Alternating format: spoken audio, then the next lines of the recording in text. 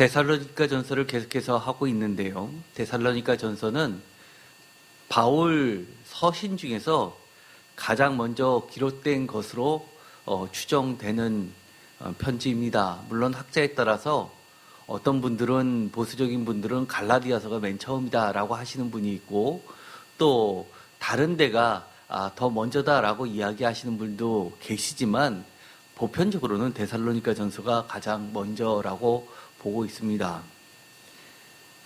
그러다 보니까 데살로니가 전서는 하나의 제일 첫 번째 쓴 편지 때문에 주목을 받아 왔는데, 점점 그 내용을 읽다 보면 이 사도 바울의 신앙관에 대해서 매우 많은 정보들이 들어가 있는데도 불구하고 첫 번째 썼다라는 그 의미로서 그치는 경우가 많았습니다. 특별히 오늘의 말씀 데살로니가 전서 1장 6절에서 10절까지를 보면 바울의 믿음의 그 본질적인 신앙관이 드러나 있고, 또 그가 어떻게 교회들을 어떠한 심정으로 돌보고 있는지도 목회적인 관점에서도 아주 잘 드러나 있습니다. 먼저 제목을 다 함께 읽어보도록 하겠습니다. 성령의 기쁨으로 말씀 받고 우상에서 돌아서서 하나님을 섬기며 예수님을 기다리며 구원받는 믿음의 본. 아멘. 오늘의 말씀 데살로니가 전서 1장 6절에서 10절까지를 보면 굉장히 많은 이야기가 들어가 있습니다. 예를 들어서 데살로니가 교회가 어떻게 세워졌는지도 알 수 있는 역사적 근거를 제시해주고 있습니다. 특별히 우리가 데살로니가 전서를 보면 독특한 표현이 하나 있습니다. 1장 1절 다 같이 읽겠습니다. 바울과 실루아노와 디모데는 하나님 아버지와 주 예수 그리스도 안에 있는 데살로니가인의 교회에 편지하노니 은혜와 평강이 너에게 있을지어다. 아멘. 이 구절을 보면 흔히 고대 편지의 형식을 아주 잘 갖추고 있습니다. 발신자 바울과 실루아노와 디모데, 그리고 수신자 데살로니가인의 교회, 그리고 인사말 하나님의 은혜와 평강. 이것이 바로 가장 대표적인 고대 편지의 형식입니다. 그런데 여기서 독특한 것이 하나 있습니다. 우리가 아무 생각 없이 읽다 보면 이렇게 지나가죠. 데살로니가인의 교회, 그러면 데살로니가 교회. 그리고 저도 설교 때 많이 데살로니가 교회라고 이렇게 이야기합니다. 그런데 사도 바울은 데살로니가인의 교회, 원문도 표준세 번역에 데살로니가 사람의 교회라고 되어 있습니다. 데살로니가 교회라고 해도 될 텐데 굳이 데살로니가인의 사람들의 교회라고 하는 것에는 정말 많은 의미가 포함되어 있습니다. 오늘 읽었었던 말씀 데살로니가 전서 1장 6절에 보면 이렇게 되어 있는 것을 통해서 우리가 하나의 추정을 할 수 있습니다. 1장 6절 다 같이 읽겠습니다. 또 너희는 많은 환난 가운데서 성령의 기쁨으로 말씀을 받아 우리와 주를 본받는 자가 되었으니. 아멘.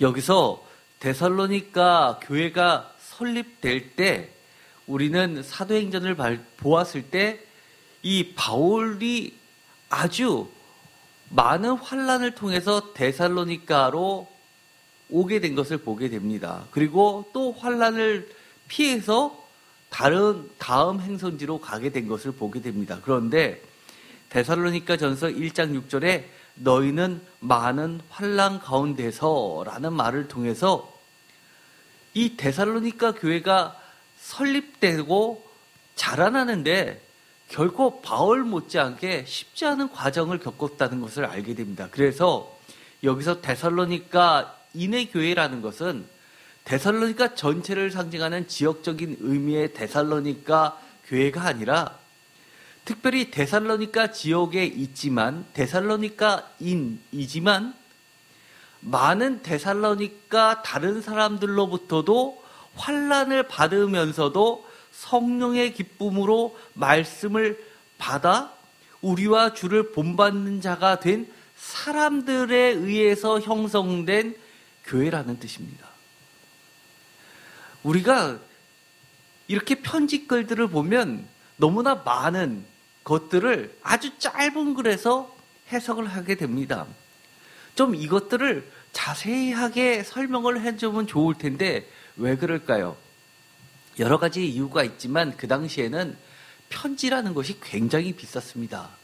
편지를 작성하는 것도 비쌌을 뿐만 아니라 편지를 전달하는 것도 굉장히 비쌌죠. 직접 사람이 이동을 해야 됐습니다. 그것이 무역에도 남아 있습니다. 예를 들어서 우리가 어렸을 때 제가 90년도에 종합상사에 들어갔을 때만 하더라도 그렇게 오래된 이야기 아닙니다. 90년대에 종합상사를 들어갔는데 그때 회사에서 무엇을 썼냐 하면 텔렉스라는 것을 썼습니다. 그리고 팩스라는 것을 썼습니다. 법적으로 계약서처럼 공인되는 것은 텔렉스였습니다. 그런데 텔렉스를 칠 때 직원들이 그 바이어에게 마음대로 가서 치는 게 아니라 텔렉스 룸이 있어가지고 우리가 써서 주면 그 텔렉스만 치는 직원이 한 명이 있어서 그것을 자기가 바꿔서 이렇게 칩니다.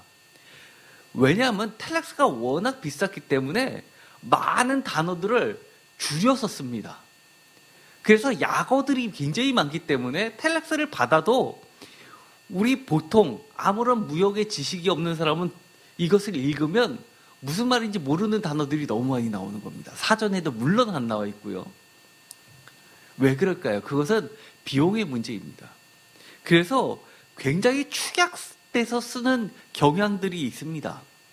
뿐만 아니라 글쓰기가 상위 1% 안에 드는 사람들만 글쓰기가 가능했기 때문에 우리가 바울 서신을 보더라도 바울은 굉장히 훈련받은 사람임에도 불구하고 편지를 대필해 준 사람들이 있었습니다.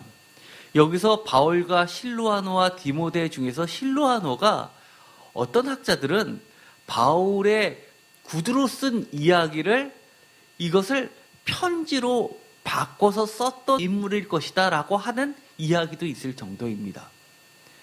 뿐만 아니라 로마서에서도 마찬가지로 그렇게 편지를 쓴 인물을 소개하고 있습니다.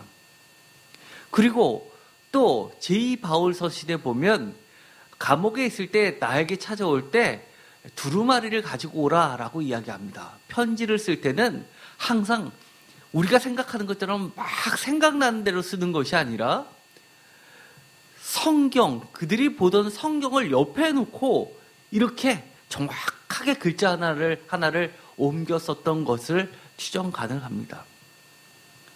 그래서 이 데살로니가인의 교회라는 것은 이미 그들도 많은 동족으로부터 환난을 받았음에도 불구하고 성령의 기쁨으로 말씀을 받고 성장해서 교회를 이룩한 사람들에 대한 존칭으로도 사용됩니다. 매우 경외롭고 또 존경스러운 이름입니다. 그러면서 데살로니가 전서에 보면 너무나 많은 이야기가 있음에도 불구하고 예를 들어서 고린도 교회, 초대교회에서 고린도 교회처럼 그렇게 지대한 영향을 미친 교회가 어디 있나요? 그럼에도 불구하고 이 칭찬하는 것에 대해서는 이 데살로니가 교회처럼 대놓고 칭찬하는 것을 찾아보기 어렵습니다. 어느 정도이냐?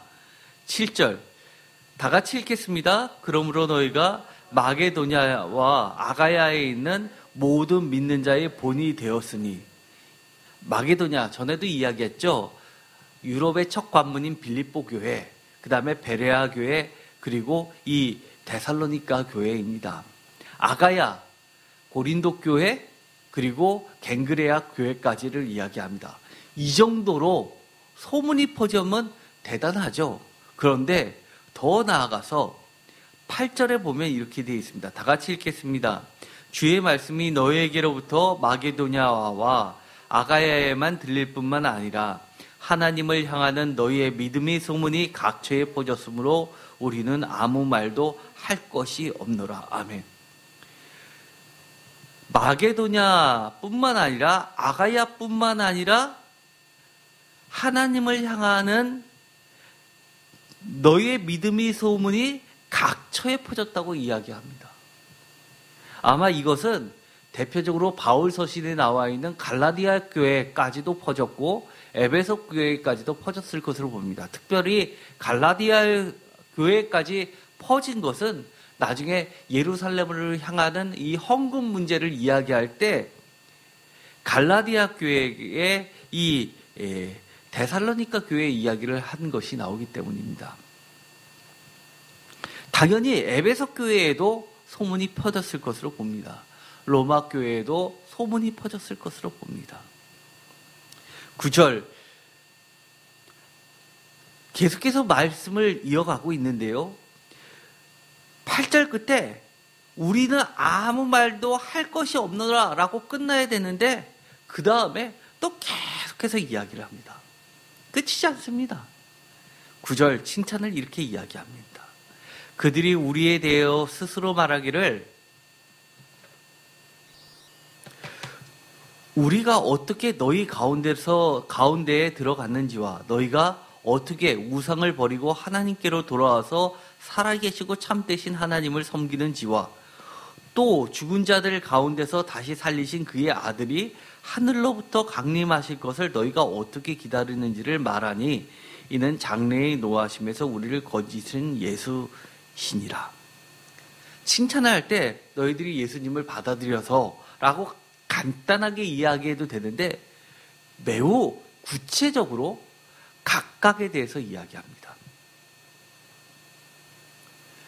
데살로니가 교회가 다른 사람들에게 어떻게 이야기를 하냐면 바울, 즉 자기네들에게 복음을 전해준 그들에 대해서 스스로 말하기를 어떤 어려움과 환난을 겪으면서도 우리에게 말씀을 전해줬는지 너무 감사하다, 은혜스럽다, 정말 감동받았다라는 이야기를 한다는 겁니다. 뿐만 아니라 그 말씀을 받았을 때, 복음을 받았을 때 내가 어떻게 변화됐는지를 구체적으로 이야기합니다. 우상을 버리고 하나님께로 돌아와서 살아계시고 참되신 하나님을 섬기는지 하나님을 믿는지라고 해도 되는데 하나님께로 돌아와서라고 이야기합니다. 우상을 버리고 하나님께 돌아오는 게 당연합니까? 여러분은 어떻게 생각하시나요? 우리가 이 교회 밖을 나가기만 하더라도 이 바깥에는 우상이라고 생각하지 않는 사람들이 너무나 많습니다. 우상을 버린다는 거 쉽지 않습니다. 게다가 우상을 안 믿는다 하더라도 하나님께로 돌아오는 경우도 매우 쉽지 않습니다.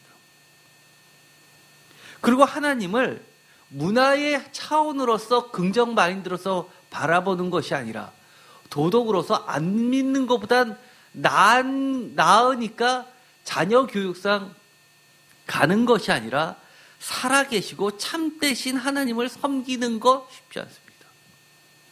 우리가 말씀을 구절구절 쪼개보면 이 각각이 아직도 우리가 해야 될 숙제들이 너무 많다는 것을 보게 됩니다. 예를 들어 볼까요? 여러분들 우상 다 버리셨습니까? 여기서 말하는 우상이라고 하는 것은 데살로니가 교회 사람들, 성도님들은 원래는 헬라인들이었습니다. 로마의 직할시로서 그리고 독립된 자치구로서 여러 가지 혜택을 누리면서 그 누구보다도 로마 다음가라면 서러울 정도로 로마 황제를 숭배했고 로마의 여러 가지 문화들을 그대로 받아들였습니다. 그런데 그것을 버린다고요? 제우스 신을 버린다고요? 그 순간 어떻게 될까요? 아데미 신을 버린다고요? 바카스 풍요의 신을 버린다고요? 직물의 신 버린다고요? 그들이 먹고 살 수 있을까요? 거기다가 하나님, 신을 섬긴다?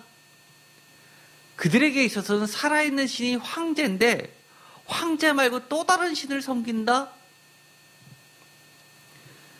우리가 사도행전을 보면 사도 바울이 유대인들한테 고소를 당해서 로마 당국에 끌려갈 때 어떤 이야기들을 들었나요? 제목이 뭔가요? 유대인의 법을 어지럽힙니다 라는 제목이었나요? 아니요. 그들이 뭐라고 고발했냐면 받아들일 수 없는 또 다른 왕이 있다는 겁니다.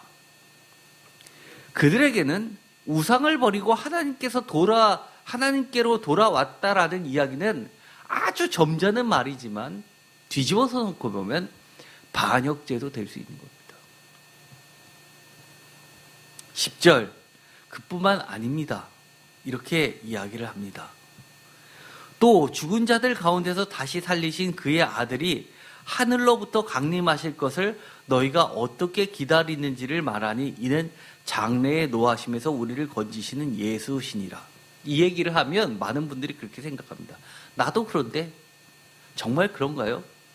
우리가 장래에 노하심에서 건짐을 받기 위해서 예수님을 믿는 건 맞습니다. 그런데 많은 분들이 이렇게 신앙생활을 하시는 분들이 대부분 아닌가요?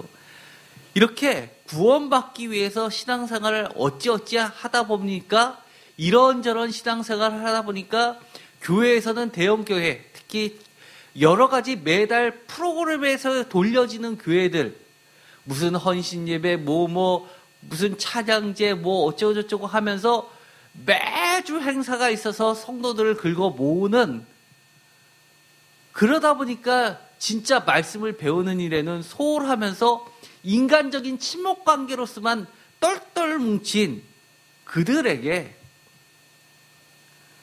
어느 순간 그렇게 바쁘게 신앙생활을 하다 보니까 주님이 오시는 것, 그것이 다 아니었을까요?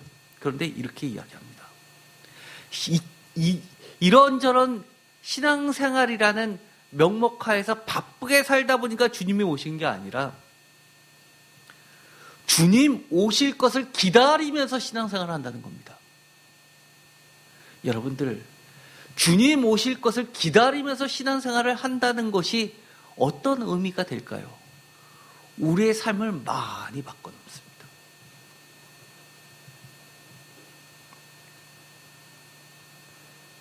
특별히 바울 서신에 보면 헌금의 문제를 이야기합니다. 미리 연보를 준비하라고 이야기합니다.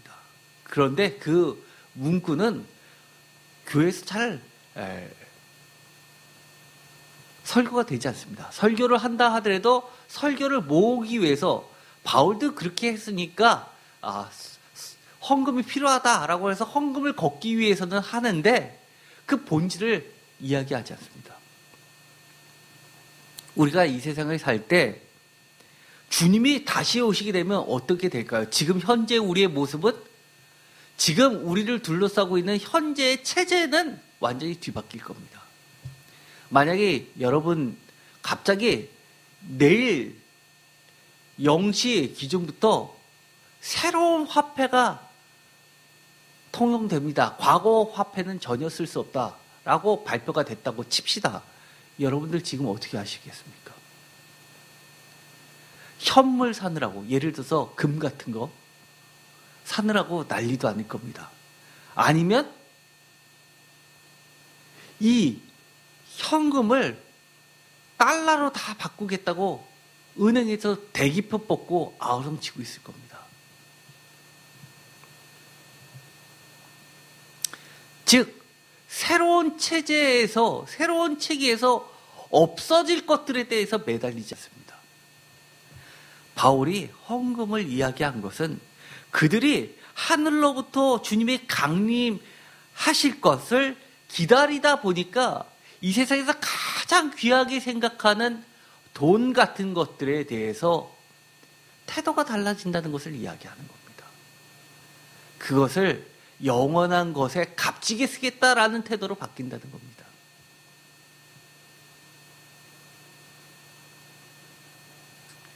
우리가 주님 다시 오실 것을 어떻게 기다리면서 신앙생활을 하는지를 데살로니가 사람들을 통해서 우리는 배울 수가 있습니다. 어떻게 기다리면서 신앙생활을 하는지 첫 번째는 저는 우상을 버리고입니다.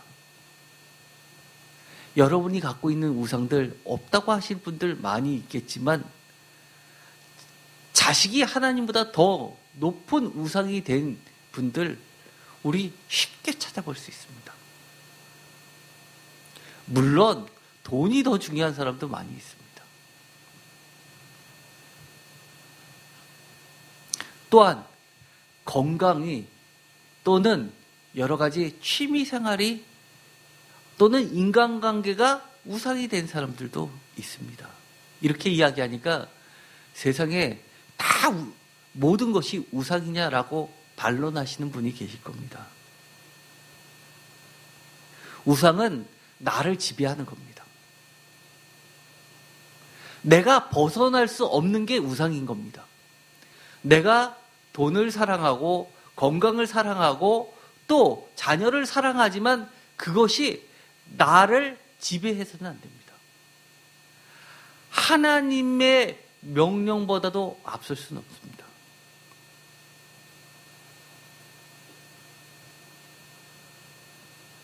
하나님은 언제나 우리에게 자유함을 주셨습니다. 내가 자녀에 대해서 내가 해줄 수 있는 것보다도 하나님은 더 많은 것을 선하게 해주시겠다고 약속하셨다면 우리는 그 모든 것을 하나님께 맡길 줄 알아야 되는데 그러지 못하는 신앙인들 너무 많습니다. 혹시 우상의 차원까지 갔는지 돌아봐야 됩니다. 뿐만 아닙니다. 교회에서 장로 정도 되는 분들 보면 돈을 많이 버는 사업가다 아니면 변호사나 아니면 판사나 검사나 아니면 무슨 사자 붙으신 분들이 많이 있는 걸 우리 흔히 보게 됩니다. 그러다 보니까 이렇게 이야기하시는 분도 들었습니다. 장로님이 교육부에 내려오셔서 특별 설교 말씀을 해 주시는데 청소년들에게 이렇게 얘기합니다. 공부 굉장히 중요하다 그러면서 무엇보다도 이것 갖추라고 막 얘기하시는 분이 계십니다. 요새 교회에서 수련회하기 거의 불가능합니다. 코로나 이전부터 그랬습니다. 우상, 우리가 명확하게 우상이 뭔지도 기억할 필요가 있습니다. 사도 바울은 데살로니가 교회가 왜 모든 믿는 자의 본이 되었다고 했을까요?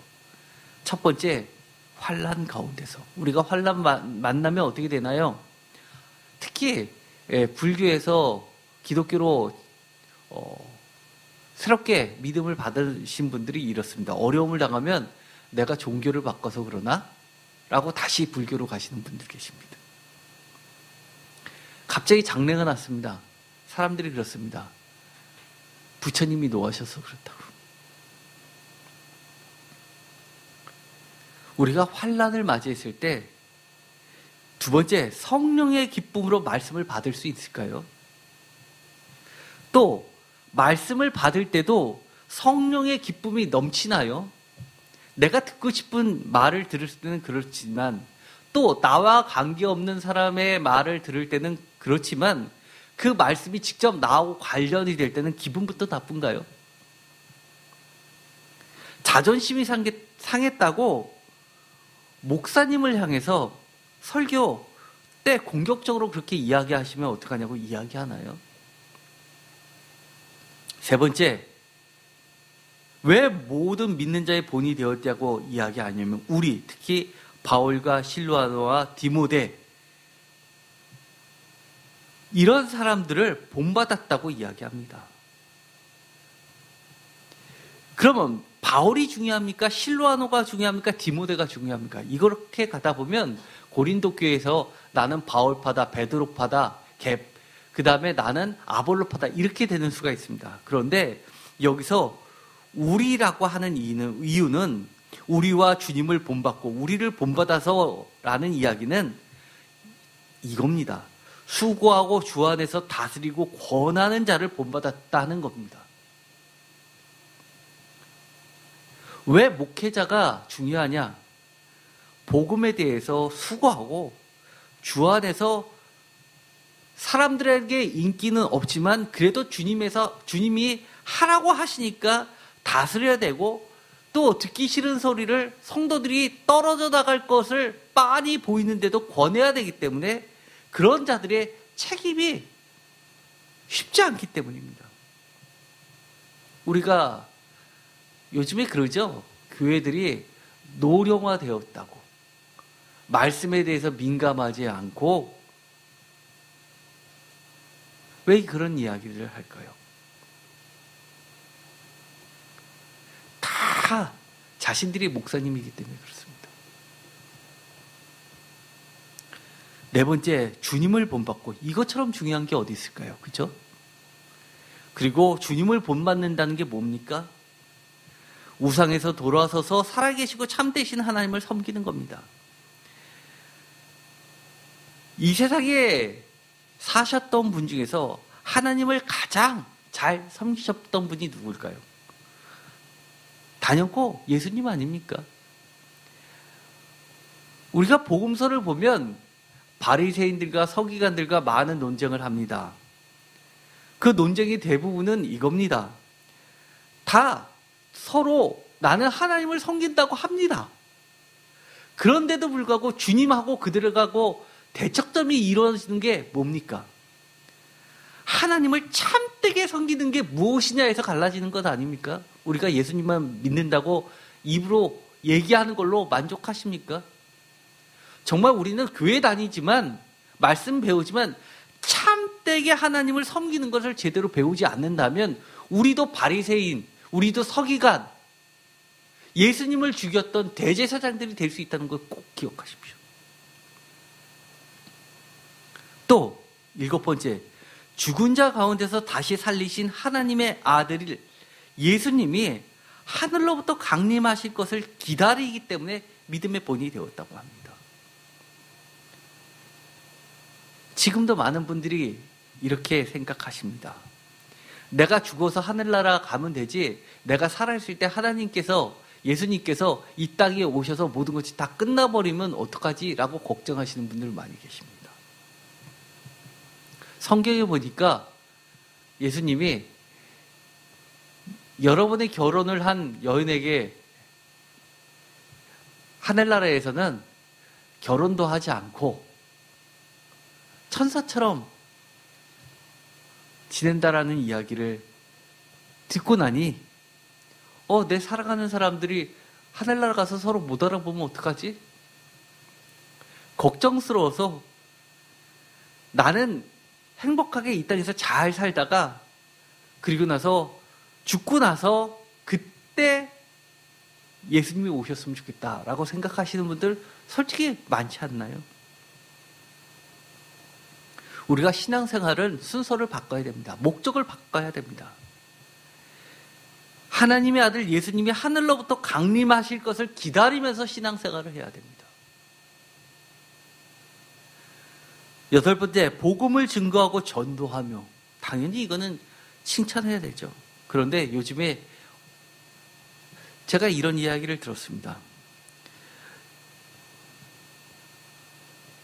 예배를 다니다가 어릴 때부터 교회 학교 유치부를 쭉 다녔는데, 영화부부터 다녔는데 요즘에 교회를 안 나가고 코로나 때문에 대면 예배로 다 멈추고 비대면 동영상 예배로 하다 보니까 이제는 1년이 넘다 보니까 교회를 안 나갑니다. 마음속에는 내가 믿는다고 합니다.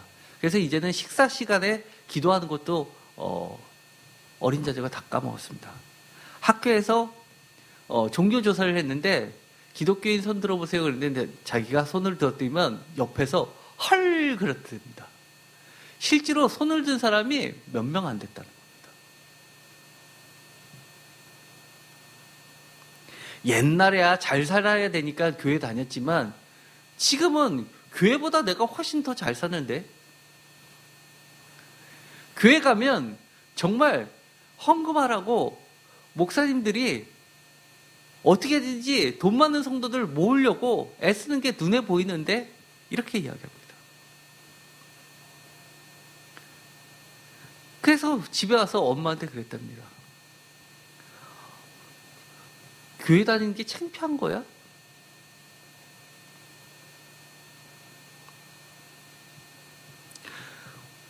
내가 예수님을 믿는다고 하면서 복음을 증거하지 못하고 전도하지 못하는 것, 이것처럼 벙어리가 어디 있습니까?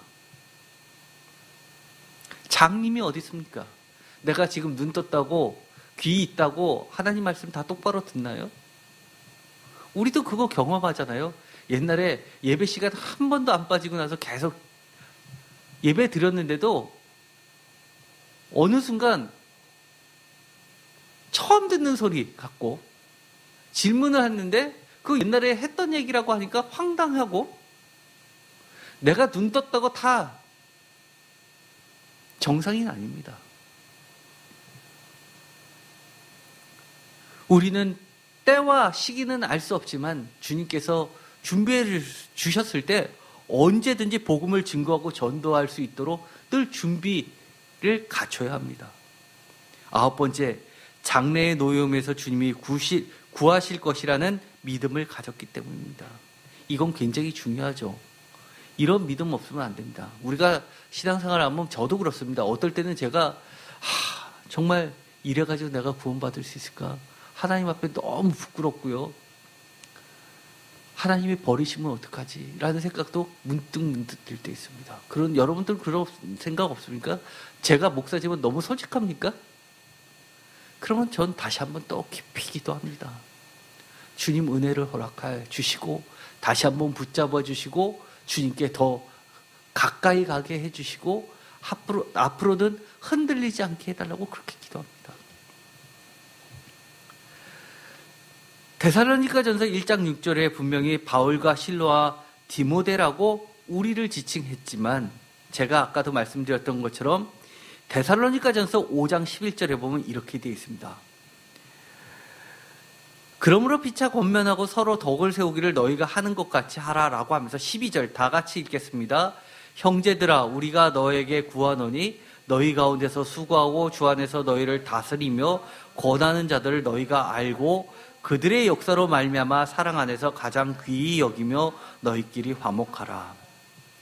여기 보면 12절을 이야기할 때 11절과 13절에 양쪽에 배치를 해놓고 피차 권면하고 서로 덕을 세우고 13절에서 너희끼리 화목하라라고 이야기하는데 그 가운데서는 12절 이렇게 되어 있습니다. 우리가 너에게 구하노니 너희 가운데서 수고하고 주 안에서 너희를 다스리며 권하는 자들을 너희가 알고라는 말을 표준세번역에서는 표준세번역으로 다 함께 읽어보겠습니다. 형제 자매 여러분, 우리는 여러분에게 부탁합니다. 여러분 가운데서 수고하고 주님 안에서 여러분을 지도하고 훈계하는 이들을 알아보십시오. 이 얘기는 뭡니까? 알아보십시오. 저 사람 목사님이야. 저 사람 권사님이야. 이것이 알아보라는 얘기 아니잖아요. 이분들을 주위에서 이분들에게 배우라는 얘기입니다. 귀하게 여기라는 겁니다. 또 잔소리가 아니라는 겁니다. 우리가 신앙생활을 할 때 마치 하나님의 아름다운 정원에서 자랄 때 여러 가지 일꾼들을 두고서 잡초를 뽑아내듯이 우리가 신앙생활을 잘하라고 잘못된 잡초를 뽑아내는 역할을 항상 옆에 두십니다. 그런 사람이 주변에 꼭 있어야 됩니다. 사실 목사님은요, 성도들 수가 점점점 많아지면 구체적인 것까지 다 하시는 분도 계시지만 대부분이 점점점 희미해지죠. 사실 아주 민감한 것들, 이런 것들은 서로 아는 경우가 더 많이 있습니다.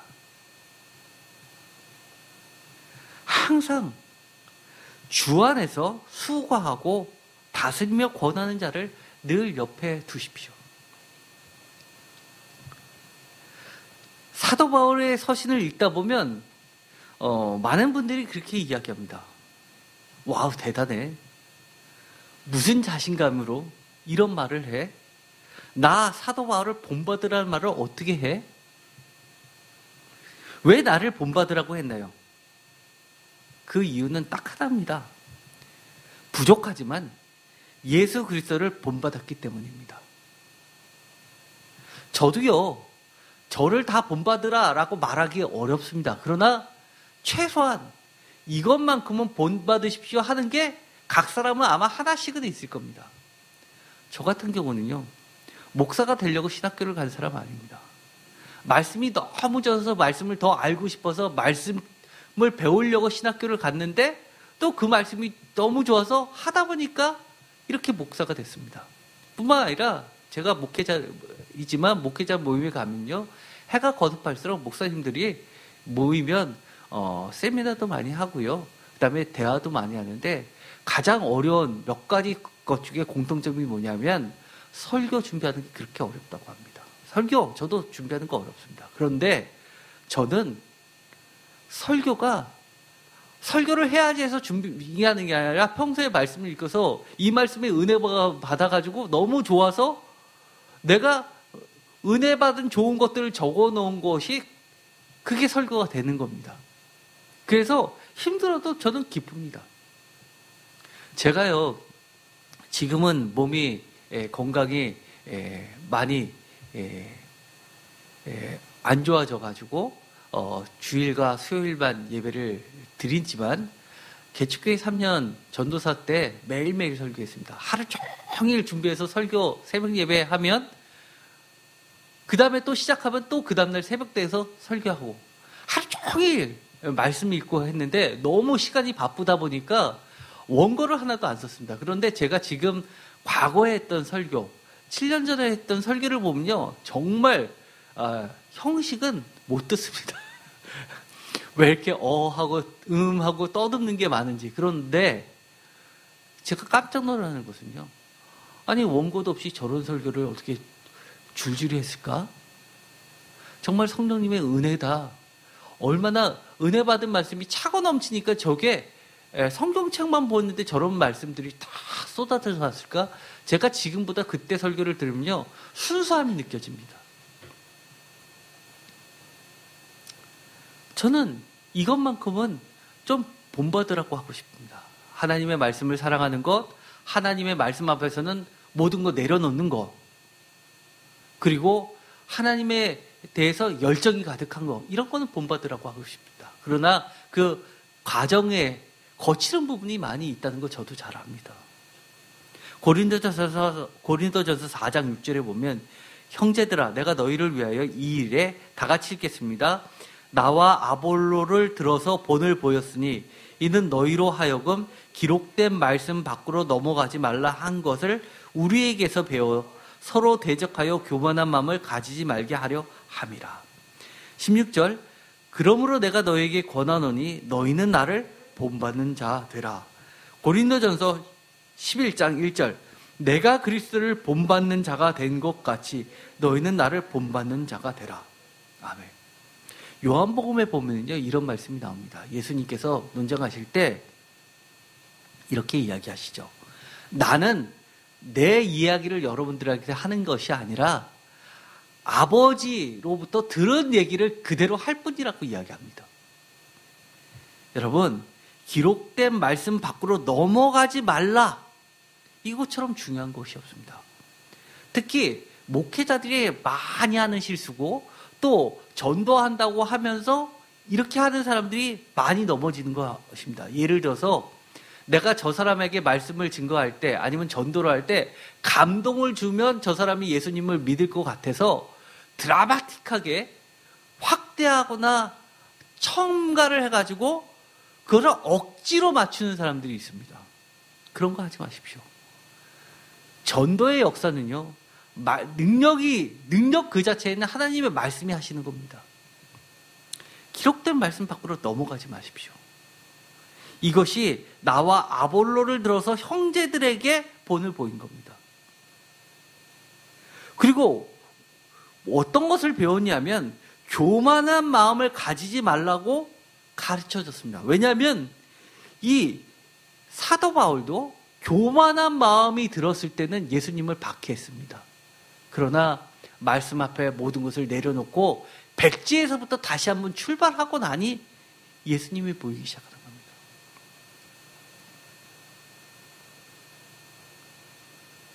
고린도전서 11장 1절에 보면 정말 멋진 말이 있죠. 너희는 나를 본받는 자가 되라. 왜요? 명확하게 이것처럼 해놓은 것이 어디 있나요? 내가 그리스도를 본받은 자가 된 것 같이. 이겁니다. 나를 본받으라고 할 수 있는 것은 내가 그만큼 성과가 있어서가 아닙니다. 내가 어느 교회도 세웠고 또 나를 좋아하는 성도들이 생겨서 나를 본받으라고 하는 거 아닙니다. 비록 지금 성도가 안 모여도 내가 주님을 본받는 자가 되면 그런 사람들은 본받아야 하는 겁니다. 빌립보서 3장 10절 다 같이 읽겠습니다. 내가 그리스도와 그 부활의 권능과 그 고난에 참여함을 알고자 하여 그의 죽으심을 본받아. 아멘. 심지어 주님을 본받는다라고 했을 때 사도 바울이 어떤 것까지 본받고자 했습니까? 그리스도와 그 부활의 권능과 그 고난에 참여함을 알고자 그의 죽으심을 본받았다고 합니다. 다시 한번 이 빌립보서 3장 10절의 말씀이 있는지 아셨습니까? 사실 빌립보서 안 읽어보신 분들 없잖아요. 다 읽어봤지만 야, 이런 것들을 본받으려고 정말 애썼구나 라고 다시 한번 들어오지 않나요? 17절 형제들아 너희는 함께 나를 본받으라. 그리고 너희가 우리를 본받은 것처럼 그와 같이 행하는 자들을 눈여겨보라 라고까지 이야기합니다. 제가 과거에 그랬습니다. 교회 와서 오락 얘기하지 말라고 얘기했습니다. 게임 하지 말라고 그랬습니다. 시간 아까우니까 교회 왔을 때는 주님 얘기하시고 또 주님을 어떻게 내 삶에서 본받고 주님과 함께 생활했던 이야기를 하라고 그랬습니다. 근데 애들 데리고 게임하고 같이 하고 있고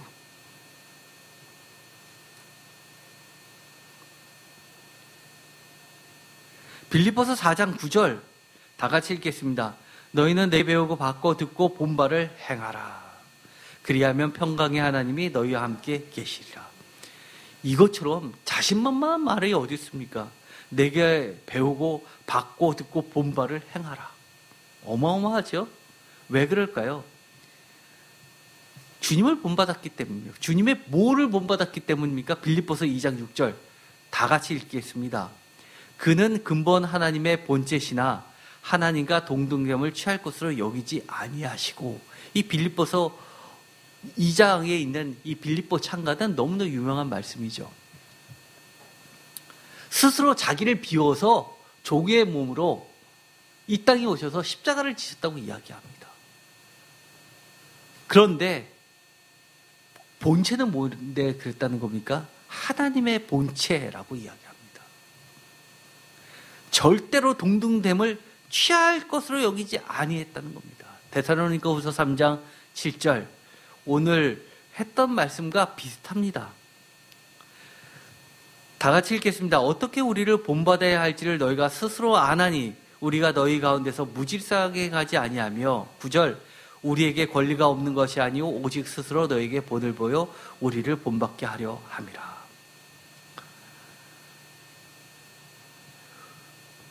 우리를 본받게 하기 위해서 정말 많은 노력을 한 것이 보이게 됩니다. 아마 성도들은 이렇게 생각하는 분도 계셨을 겁니다. 저 사람은 원래 바른 사람이야. 원래 목사님이야. 에이, 그런 사람이 어디 있습니까? 목사님도요, 탐욕이 있고요. 또 즐거움 쾌락 쫓아가는 인간에 불과합니다. 저도 그렇습니다. 그런데도 불구하고 정말 노력하는 겁니다.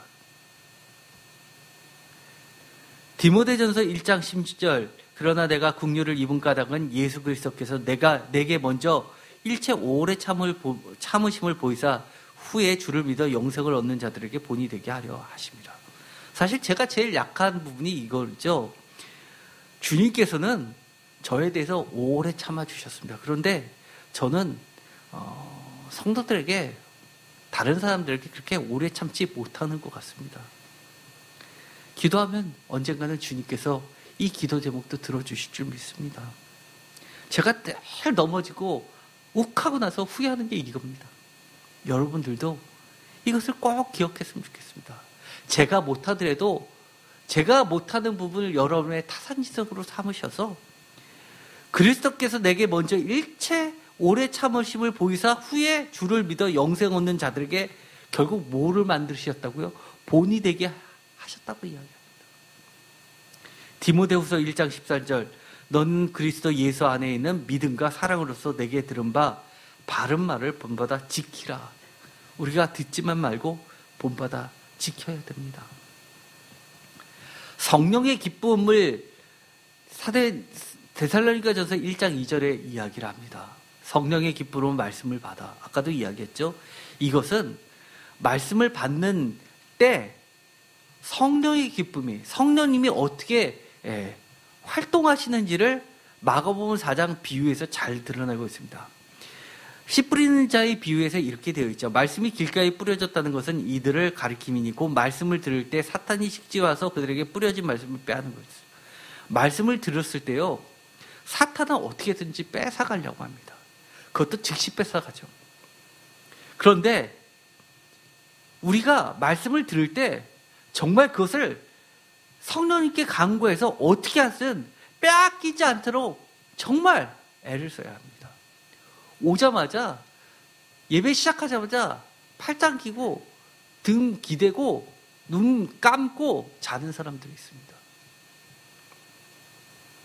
그러고 나서 깨우면 다 듣고 있다고 합니다. 듣긴 뭘 듣습니까?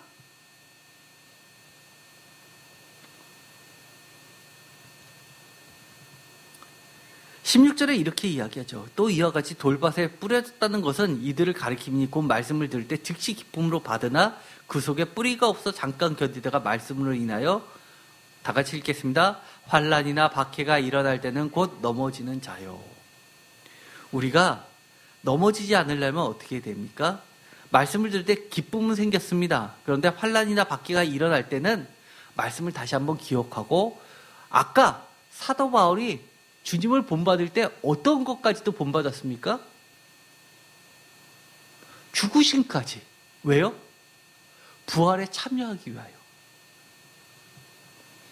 아, 내가 힘들다고 이게 잘못되는 길이다가 아니라 주님은 어떻게 하셨는지를 말씀을 뒤져봐야죠. 목사님께 물어봐야죠. 그리고 나서 아, 주님이 하셨던 일이라면, 주님이 받으셨던 환난이라면 나도 본받을 기회다라고 성령의 기쁨으로 이겨내야 됩니다. 18절 또 어떤 일은 가시떨기에 뿌려진 자니 이들은 말씀을 듣기는 하되 세상의 염려와 재물의 유혹과 기타 욕심이 들어와 말씀을 막아 결실하지 못하게 되는 자요. 우리가 말씀을 들어도 결실을 못하면 무슨 소용이 있습니까? 그런데 결실하지 못하게 하는 최대의 적이 뭐라고 이야기합니까?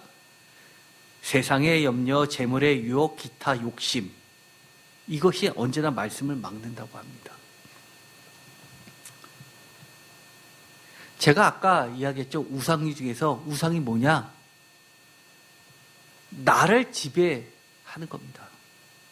세상의 염려, 재물의 유혹, 기타 욕심이 나를 지배하면 하나님의 말씀이 들어와도 결실하지 못합니다. 사실은요, 이런 것들은 오늘날 현대에 와서는 어떤 창조의 창조적 활동의 원동력이 되고 있습니다. 세상에서 돈 더 많이 벌기 위해서 기술 개발하는 거 아닙니까? 그리고 내가 조금 더 유명해지기 위해서 열심히 힘들어도 노력해서 여러 가지 퍼포먼스 보이고 연예인들 되는 거 아닙니까? 그리고 내가 지금 이렇게 가면 안 될 것 같으니까 미래에 대한 두려움 때문에 미리미리 준비해서 어떤 새로운 미래를 개척하려고 하는 거 아닙니까? 이런 것들은 사실은요, 무조건 나쁜 것이 아니라 교묘하게 섞여 있는 겁니다. 좋은 것과 나쁜 것. 그 차이가 뭘까요? 어떨 때 좋고 어떨 때 나쁠까요? 내가 그것에 묶여서 우상이 되는 순간 그건 나쁜 것이고요. 주님의 말씀만을 따라서 그것을 제어할 수 있으면 그건 좋은 겁니다. 이건 다 우상이야. 이건 다 좋은 거야. 세상에 그런 게 어디 있어요? 물론 그런 것도 있습니다. 예를 들어 간음하는 거, 그 다음에 태폐영업소 가는 거, 음란한 거, 동성애 이런 것들, 그런 건 대놓고 안 좋은 거죠. 술 마시고 담배 피고. 요즘에도 천몇백 명이 늘어가지고 그 대부분의 원인이 뭡니까? 술집 아닙니까? 향락 문화 아닙니까? 소비 문화 아닙니까? 백화점 아닙니까? 그런데 교회는 혼자 할 때 빼놓고는 한 명이라도 있으면 마스크 쓰고 하라고, 백신을 맞아도 그렇게 하라는 게 말이 됩니까? 지금도 우리 3m 이상 떨어져 놓고 예배를 드리는데 식당에서 3m 떨어져 놓고 식사합니까? 바글바글 붙어서 식사하는데 왜 교회만 꼭 그래야 합니까? 사람들에 대한 불만을 교회에다 쏟아 부어서 교회를 탄압하는 거, 이거 네로 황제가 했던 짓입니다. 로마에 화재를 일으키고 나서 그 책임을 기독교인한테 들어서 붙잡아 놓고 사자밥되게 하고 화형시켰던 거 아닙니까? 그것이 오늘날의 666입니다. 우리는 기도해서 정말 사탄의 세력들 다 하나님이 밟아주시도록 기도해야 합니다. 데살로니가전서 1장 10절, 우리를 건지시는 예수님이라고 이야기합니다.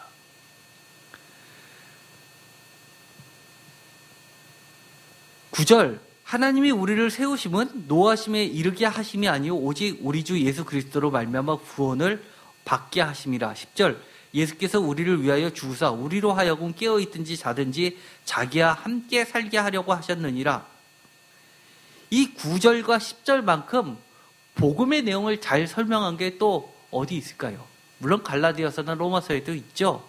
복음서에도 있습니다. 그러나 우리가 왜 예수님을 믿어야 되는지, 이것이 분명한 차이를 만들어냅니다.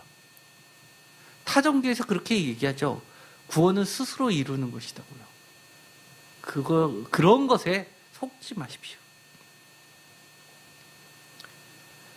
우리를 세우심은 하나님께서 노하심에 이르게 하심이 아니요 오직 주 예수 그리스도로 말미암아 구원을 받게 하시고, 예수께서 우리를 위하여 죽으사 우리로 하여금 깨어있든지 자든지 자기와 함께 살게 하려 하셨느니라. 심지어 어떻게 했든지요, 육체적 죽음을 겪은 이후에라도 우리를 깨워서 영원히 주님과 함께 살게 하시겠다고 이야기합니다. 왜 주 예수 그리스도를 본받으라고 했을까요? 아까도 이야기했죠. 이것은 꼭 잊어먹으면 안 됩니다. 데살로니가전서 1장 6절, 믿음의 본의 근본이요 구원의 요체이신 예수 그리스도 주님을 본받았기 때문인 겁니다. 로마서에 보면 이런 말씀이 있죠. 이처럼 곳곳에 바울이 제일 처음 쓴 데살로니가 전서에 있었던 내용이 여러 가지 표현을 통해서 많은 교회의 복음의 진수로서 전해집니다. 로마서 8장 28절 우리가 알거니와 하나님을 사랑하는 자 곧 그 뜻대로 부르심을 입은 자들에게는 모든 것이 합력하여 선을 이루니라. 29절 다 같이 읽겠습니다. 하나님이 미리 아신 자들을 또한 그 아들의 형상을 본받게 하게 하여 미리 정하셨으니 이는 그로 많은 형제 중에서 맏아들이 되게 하려 하심이라. 또 미리 정하신 그들을 또한 부르시고 부르신 그들을 또한 의롭다 하시고 의롭다 하신 그들을 또한 영화롭게 하셨느니라. 그 아들의 형상을 본받게 하기 위하여라는 겁니다. 우리가 많은 분들이 이러신 분들이 있습니다. 성경에 쓰여져 있는 예수님은 본받을 생각 별로 안 하면서 담임 목사님한테만 엄청 잘하는 사람들이 있습니다. 주님 본받아야지 사람 본받으려고 그것도 사람을 본받는데 바울은 사람 아닙니까? 라고 할 때 바울이 자신을 본받으라고 한 이유는 뭡니까? 자신이 주님을 본받았기 때문에 그것을 본받으라고 하는 거지 주님과 관계없는 나 인간 바울을 본받으라고 하는 거 아닙니다. 목사님한테만 잘하면 된다고요? 그런 소리가 어디 있습니까?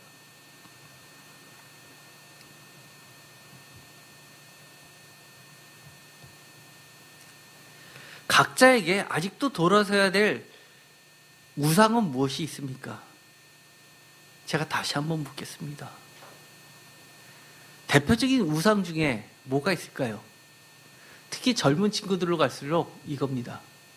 바쁘다는 겁니다. 바빠서요. 바빠서입니까? 아니면 마음이 없어서입니까? 저는 그렇게 봅니다. 마음이 없어서라고 봅니다. 저도요, 청년 때 돌이켜보면 그렇습니다. 청년부 총무를 마치고 나서 회장이 됐습니다. 총무를 마쳤는데 너무 바쁘게 지냈습니다. 회장이 됐습니다. 대학교 4학년인데 취업도 준비해야 되는데 청년부 총무보다도 훨씬 바쁜 청년부 회장을 한다는 게 여간 부담스럽지 않았습니다. 휴학을 할까도 생각했지만 그때 그런 마음이 들었습니다. 나는 할 수 없어도 하나님께 간구하면 하나님이 교회 일도 다 하게 하시고 공부도 지쳐지지 않게 다 하게 하시고 또 취업도 다 하게 해주실 거야 라고 믿음이 생겼습니다. 성경책을 읽고 나서 말씀을 보는데 제일 처음에 창세기를 보니까 불과 일주일 만에 천지를 창조하셨습니다. 제가 그걸 보고 나서 마음이 뻥 뚫렸습니다. 에이, 내 인생 내가 창조하는 거 아닌데 내가 내 능력이 요것뿐이 안 되면 일주일 만에 천지를 창조하신 하나님께 얘기해서 하나님께서 창조해달라고 하면 되지 이런 생각했습니다. 모든 개인적인 생활 다 끊고 교회, 학교 말고는 한 게 없었습니다. 그런데 놀랍게도요, 주님께서 새벽 예배에 빠지지 않고 다 드렸는데도 불구하고 아침에 새벽 예배 끝나고 나서 제일 먼저 도서관에 가서 불 켰고 도서관에 맨 나중에 나와서 불 끄고 내려왔었습니다. 그렇게 보냈습니다. 그리고 불 끄고 와서 교회 또 와서 12시 넘을 때까지 교회에서 기도하다 갔습니다. 그런데요, 그때가 가장 성적도 좋았고요. 과 수석뿐만 아니라 경상대 수석을 했습니다. 그래서 진학도 너무너무 잘 가게 됐습니다. 제가 원했던 종합상사, 그때 종합상사 너무너무 들어가기 쉽지 않았죠. 그때 종합상사도 들어가서 제 전공을 살렸습니다. 제가 잘한 거는 딱 그거 하나입니다. 나의 부족한 점을 내가 인정하고 내가 만들려고 한 것이 아니라 하나님 도와주세요. 하나님께 매달렸다는 것, 하나님이 하셨던 약속들에 대해서 그것에 대해서 신뢰했다는 것, 그것이 저의 자랑일 뿐입니다.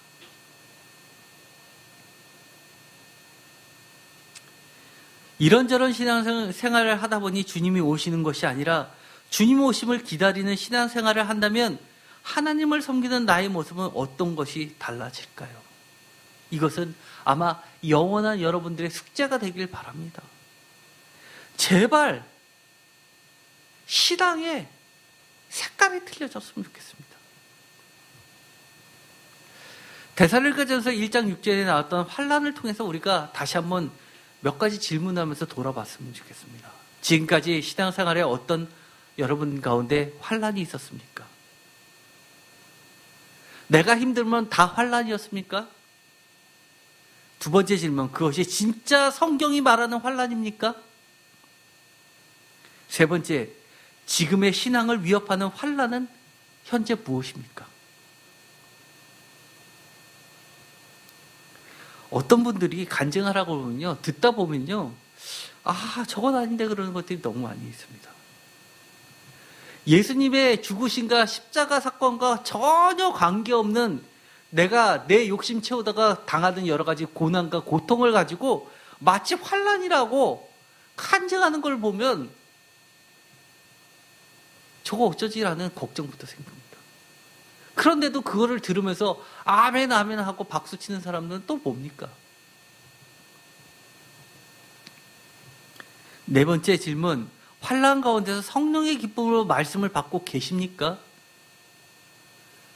우리가 성령님이 오면 갑자기 귀신이 내 안에 들어와가지고 이입돼가지고 나하고는 관계없이 저절로 막 움직이는 좀비 같은 게 아닙니다.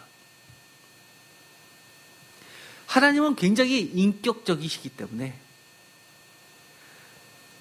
주님의 말씀이 왔을 때 우리가 성령의 기쁨으로 말씀을 받아야 되는 겁니다.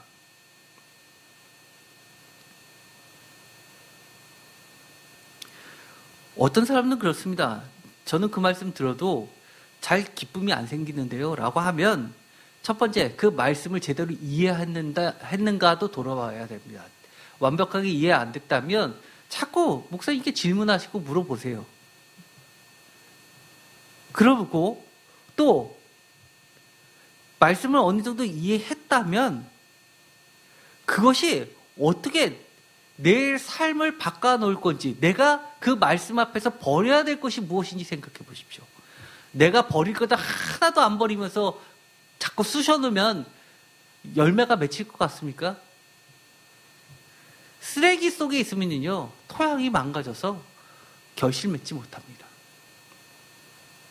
일단 좋은 씨를 뿌리는 것도 중요하지만 좋은 씨를 뿌리기 전에 밭을 갈아 엎어야 됩니다. 내 속에 있는 더러운 것들을 일단 내려놓고 버리고, 버릴 거 버리고, 죽일 거 죽이고, 그러면서 말씀을 성령님의 역사하심으로 읽어야 합니다.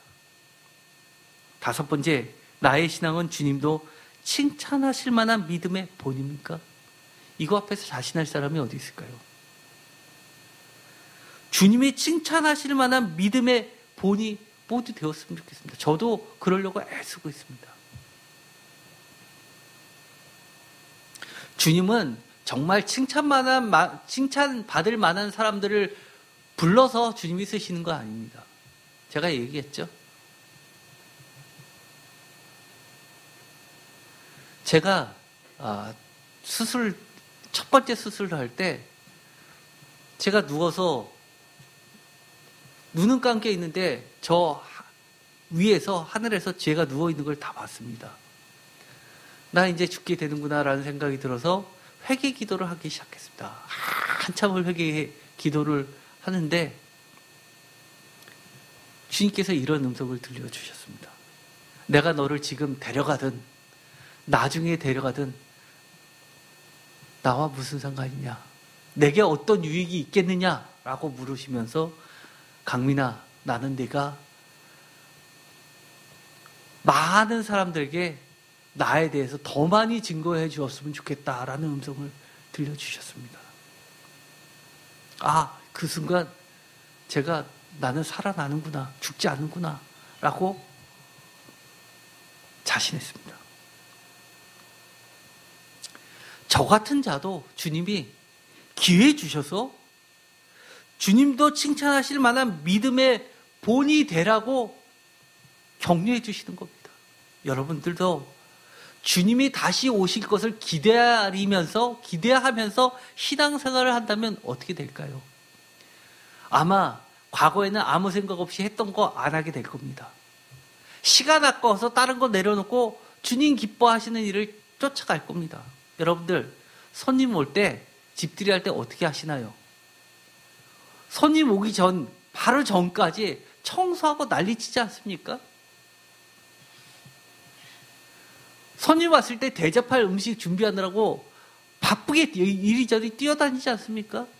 청소 다 했는지 알고 돌아서 보니까 먼지 하나 있고 머리카락 하나 더 있으면 그거 다시 가서 그거 집어들고 휴지통에다 버리지 않습니까? 주님 다시 오셨을 때 이게 뭐야 할까봐 두렵고 떨리는 마음으로 주님을 본받으려고 애쓰게 되지 않겠습니까? 제가 아주 근본적인 질문을 다시 한번 해보도록 하겠습니다. 사실은 지금까지 했던 얘기 다 똑같은 질문들인데 여러 가지 다양하게 생각하시라고 여러 가지 표현을 다르게 해서 질문을 다시 해봅니다.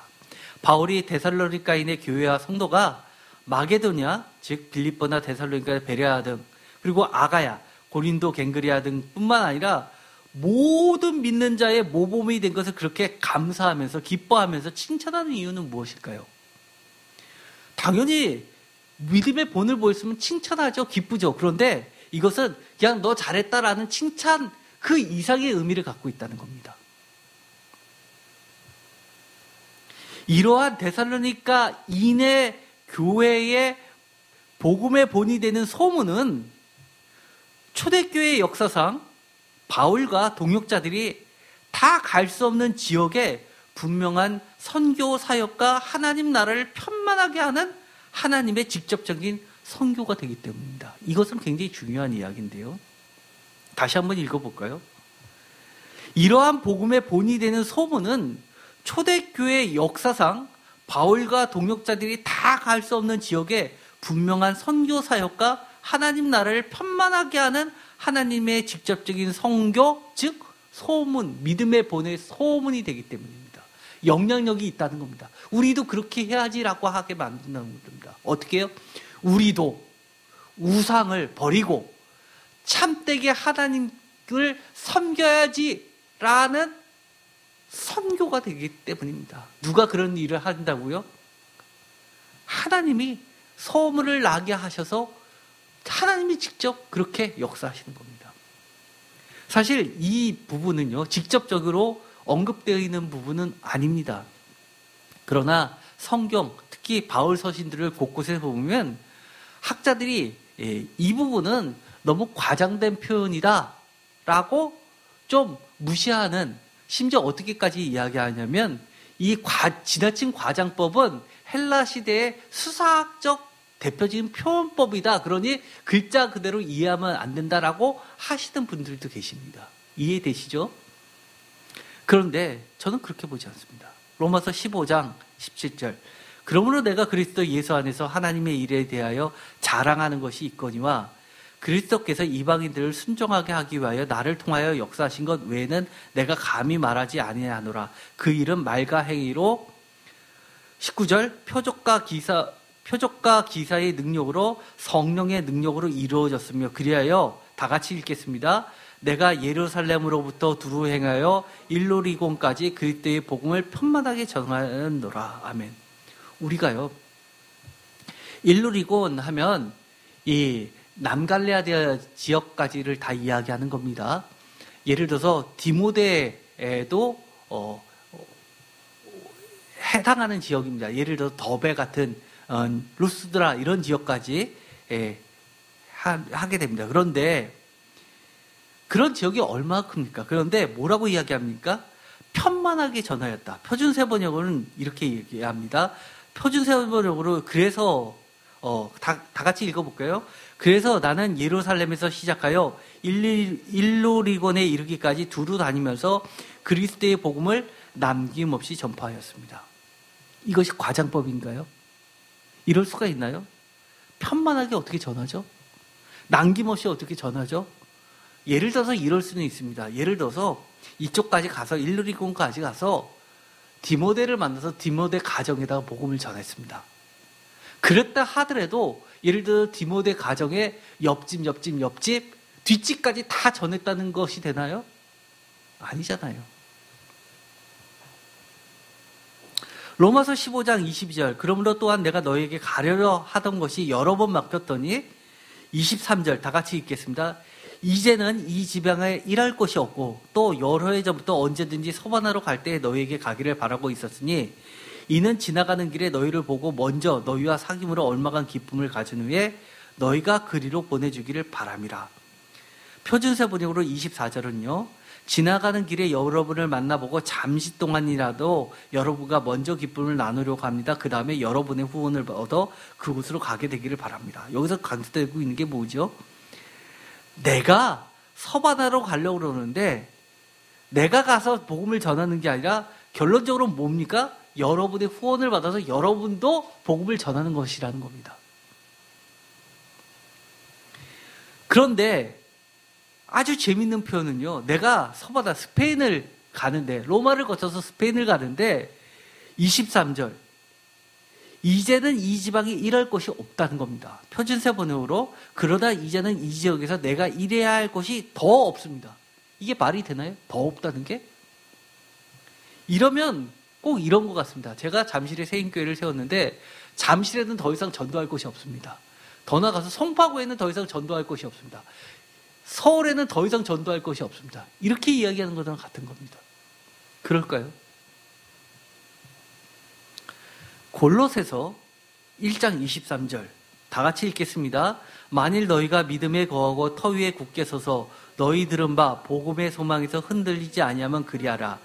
이 복음은 천하 만민에게 전파된 바요 나 바울은 이 복음의 일꾼이 되었노라.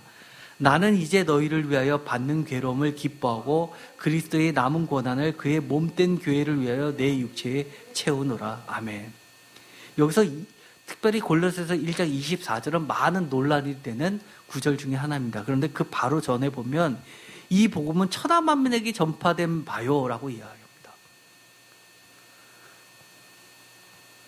표준세 번역은 이렇게 이야기합니다. 이 복음은 하늘 아래에 있는 모든 피조물에게 전파되었으며 나 바울은 이 복음의 일꾼이었습니다. 아니 사도 바울 시대에 무슨 복음이 하늘 아래에 있는 모든 피조물에게 전파되었습니까? 지금 대한민국에도 아직 전파 안 된 곳이 그렇게 많은데요. 이 이야기는 뭐냐면요. 왜 바울이 이런 이야기를 하냐면 그리스도의 남은 고난을 그의 몸된 교회를 위해서 내 육체에 채우고 그 교회도 결국은 그리스도의 남은 고난을 위해서 주의 몸에 채우기 시작하면 결국 그 복음을 받은 사람들의 믿음의 본들이 사도 바울이 다 가지 않은 곳까지 전파되어서 또 다른 복음의 사역자들이 된다는 겁니다. 사실 이 로마서는 로마 교회는 바울이 직접 교회를 세운 곳이 아닙니다. 그럼에도 불구하고 그곳에는 교회가 생성됐습니다. 이런 예가 또 어디 있냐고요? 대표적으로 전 세계에 있죠. 어디입니까? 어디입니까? 그런 경우, 이런 경우 전 세계 가장 대표적인 대한민국입니다. 조선시대의 이 선교는요, 제일 먼저 선교서가 들어온 게 아닙니다. 성경책이 중국에서 들어와서 그것이 이미 세례받을 준비가 되어 있는 사람들을 형성시켜놨고, 그리고 조선에서 이 복음이 더 이상 전파되지 못하게 미풍양속을 해친다고 조상숭배를 거부하니까 막자 어떻게 했습니까? 몇몇 사람이 두만강을 건너가서 선교사에게 조선 땅이 아닌 강 하나를 두고 중국 땅에서 세례받고 다시 들어왔습니다. 그리고 전도사가 돼서 교회를 세웠습니다. 왜요? 세례를 안 받으면 전도사가 할 수 없으니까. 전 세계에 유례 없는 곳입니다. 대한민국이요. 소문이, 믿음의 본의 소문이, 어떤 믿음의 본이요? 예수님을 그대로 본받는 믿음의 본이 하나님이 그렇게 역사하시는 겁니다. 이 복음은요, 우리가 보이지 않게 또 우리가 모르는 사이에도 천하 만민에게 지금 전파되고 있습니다. 여러분들 그렇다면 어떻게 해야 될까요? 나는 성도니까 복음 전파는 목사님만 하셔야 돼 라고 하시겠습니까? 그리스도께서 오실 때 이런 얘기 안 들으시겠습니까? 야, 너 그동안 뭐 했어? 너 하나 구원받자고 내가 너를 세웠어? 제가 지난주 수요일날 했던 얘기 아닙니까? 우리를 택하신 이유는 하나님 나라를 완성하기 위해서 복음자로 세우신 겁니다. 어떻게 해요? 데살로니가인의 교회처럼 믿음의 본을 따라서 우리는 전 세계 모든 피조물에 복음이 편만하게 전파되도록 그렇게 해야 되는 존재들입니다. 기도가 마치겠습니다. 하나님 감사합니다. 성령님께서 오늘도 우리에게 귀한 말씀을 해 주셨습니다. 우리가 이 데살로니가인의 교회의 본을 받아서 사도 바울의 본을 받아서 무엇보다도 주님을 본받는 자들이 되어서 주님의 복음을 전 세계에 편만하게 전하는 하나님의 일꾼들이 모두 되게 하여 주시옵소서. 예수 그리스도의 이름으로 기도드렸습니다. 아멘.